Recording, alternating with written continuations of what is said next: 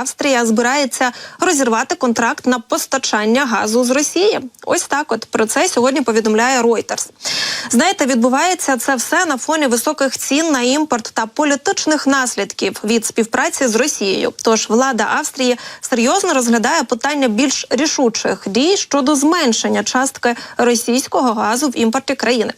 Частково державна компанія збиралась виконувати контракт з «Газпромом», який має діяти, нагадаю, до 2040 року, але при цьому частка Росії в газовому імпорті Австрії сильно таки зросла у грудні 2023 року, аж до 98%. Про це, до речі, повідомила міністерка енергетики Леонор Гевеслер.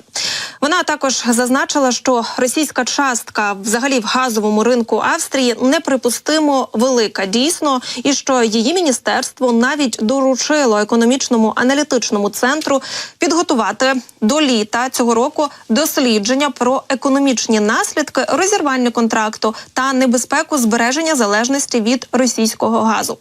Міністерство енергетики також планує зобов'язати компанії, що досі продають газ з Австрії, вжити конкретних заходів для зменшення частки російського газу в їхньому балансі.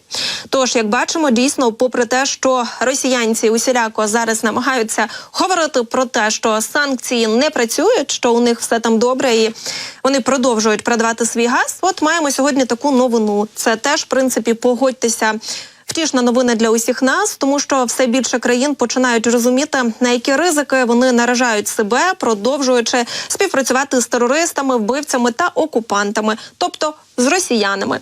І для того, щоб все ж таки стало всім вже зрозуміло, що мабуть, саме час. Звісно, і раніше потрібно було це зробити, але погодьтеся, вже за 2 роки повномасштабної війни варто, мабуть, зрозуміти дійсно, що не варто підтримувати тих, хто вбиває та окуповує чужі території, тому що дійсно рано чи пізно все ж таки це негативним чином вплине і на тих, хто підтримує Росію. Тож бачимо, що все більше країн це розуміють. До речі, знаєте, про зрадників також маємо інформацію, що на Кіровоградщині Служба безпеки України викрила ворожого інформатора, який, уявіть собі, у власному гаражі зробив так званий пункт спостереження за ешелонами Збройних сил України. Дослівно, цитую, зловмисник намагався дізнатися орієнтовну кількість особового складу та військової техніки підрозділів Збройних сил України, які рухаються залізницею у напрямку Східного фронту. Найбільше його цікавила інформація про переміщення на передову українського важкого озброєння, у тому числі танків, бойових машин піхоти та артилерійських систем.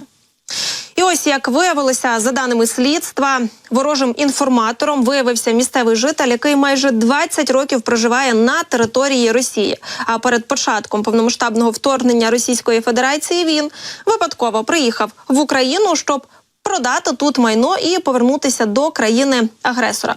У травні 2023 року на чоловіка вийшов російський куратор і, власне, запропонував йому співпрацю на користь окупантів.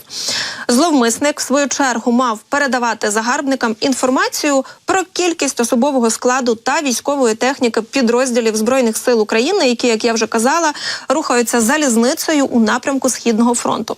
І от, щоб слідкувати за ешелонами Сил оборони, фігурант облаштував цей пункт спостереження у власному гаражі і звідти намагався передавати усі дані, які вдалося йому там роздобути, безпосередньо вже до Росії.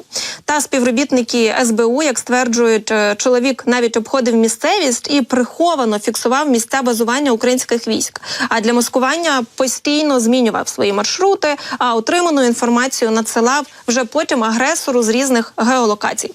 На щастя, співробітники Служби безпеки України вже затримали чоловіка, до речі, у його власному помешканні, і фігуранту повідомили про підозру. Тож наразі він під вартою. На щастя, і тепер йому загрожує до 12 років тюрми.